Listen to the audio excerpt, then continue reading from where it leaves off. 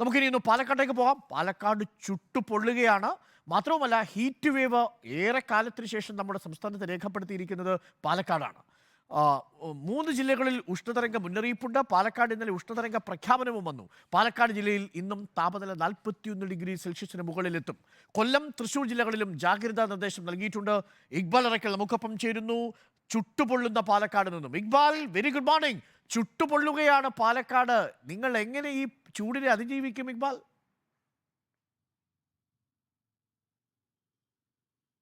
Arunkumar, very good morning. ഞാനിപ്പോൾ ഉള്ളത് ഒരു മരത്തിൻ്റെ തണലിലാണ്. പക്ഷേ എങ്കിൽ പോലും ഇവിടെ ഒന്നും നിൽക്കാൻ കഴിയാത്ത അവസ്ഥയിലേക്ക് മാറിയിരിക്കുകയാണ്. ശരീരത്തിൽ വെള്ളം ഒഴിച്ചതുപോലെയാണ് വിയർത്ത് കുളിച്ചുകൊണ്ടിരിക്കുന്നത്. അത്രയും ഉഷ്ണമാണ് പാലക്കാട് അനുഭവപ്പെടുന്നത്. 1951 രേഖപ്പെടുത്തിയ ചൂടിനേക്കാൾ ഉയർന്ന രീതിയിലേക്ക് ഇപ്പോൾ പാലക്കാട്ടെ ചൂട് ഉയർന്നുകൊണ്ടിരിക്കുകയാണ്. ഏറ്റവും എടുത്തു പറയേണ്ടത്, അന്നെല്ലാം 1-2 ദിവസങ്ങൾ ആ ചൂട് വന്ന് പിന്നീട് താപനില കുറയുന്ന സാഹചര്യമാണ് ഉണ്ടായിരുന്നതെങ്കിൽ ഇപ്പോൾ പാലക്കാട് കഴിഞ്ഞ കുറേ ദിവസങ്ങളായി ഈ 41 ഡിഗ്രിക്ക് മുകളിലാണ് പാലക്കാട്ടെ ചൂട്. ഹ്യൂമിഡിറ്റി കണക്കിൽ കൂട്ടാതെയാണ് ഈ 41 ഡിഗ്രി ചൂടെന്ന് പറയുന്നത്.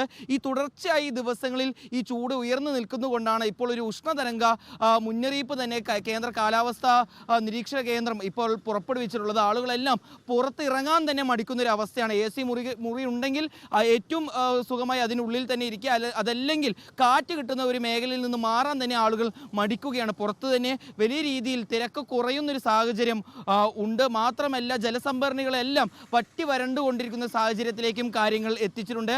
വൃക്ഷങ്ങളെല്ലാം കരിഞ്ഞുണങ്ങി തുടങ്ങി. ഏത് രീതിയിൽ ഈ ഒരു സാഹചര്യത്തെ മറികടക്കും എന്നാണ് പാലക്കാട്ടുകാർ ചിന്തിക്കുന്നത്. പുറത്തിറങ്ങി നടക്കാനോ അല്ലെങ്കിൽ ഒരു മിനിറ്റ് പോലും പുറത്തിറങ്ങി നിൽക്കാൻ കഴിയാത്ത രീതിയിലേക്ക് പാലക്കാട്ടെ അവസ്ഥ എത്തിച്ചിരിക്കുന്നു. ഇനിയും അടുത്ത ദിവസങ്ങളിലും ഇതേ സാഹചര്യം തന്നെ തുടരുകയാണെങ്കിൽ ജീവിതം ദുസ്സഹമാവുമെന്ന് തന്നെയാണ് പാലക്കാട്ടുകാർ ഒരുപോലെ പറയുന്നത്. പുറത്തൊന്നും നിൽക്കാൻ കഴിയില്ല, ആ രീതിയിലേക്കാണ്. ഒരുപക്ഷെ ദൃശ്യങ്ങളിൽ തന്നെ കാണാം, വിയർത്ത് കുളിച്ചുകൊണ്ട് നിൽക്കുകയാണ്. ഒരു മരത്തിന് തണലുണ്ടെങ്കിൽ പോലും ഇവിടെയൊന്നും നിൽക്കാൻ കഴിയാത്ത രീതിയിലേക്ക് പാലക്കാട്ടെ കാര്യങ്ങൾ എത്തിയിരിക്കുന്നു. എന്തായാലും എത്രയും പെട്ടെന്നൊരു വേനൽ മഴ കിട്ടുവാണെങ്കിൽ പകുതി ആശ്വാസമാകുമെന്നാണ് പാലക്കാട്ടുകാർ പറയുന്നത്. അരുൺകുമാർ, പൊതുവെ ഇക്ബാൽ, അവിടെയുള്ള കിണറിന്റെയും പുഴയുടെയൊക്കെ അവസ്ഥ എന്താണ്? വെള്ളമൊക്കെ ഉണ്ടോ കിണറ്റിലൊക്കെ?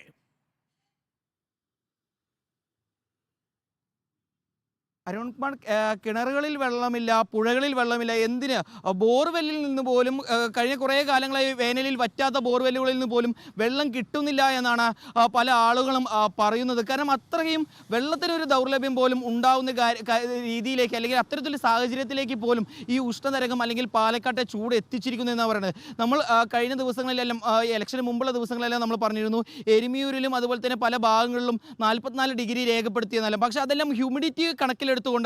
പക്ഷേ ഹ്യൂമിഡിറ്റി കണക്കിൽപ്പെടുത്താതെ തന്നെ ഇപ്പോൾ പാലക്കാട്ടെ ചൂടെന്ന് പറയുന്നത് 41.8 ഡിഗ്രിയാണ്. അതും തുടർച്ചയായുള്ള ദിവസങ്ങളിലാണ് ഈ 41 ഡിഗ്രിക്ക് മുകളിൽ ചൂടെത്തുന്നത്.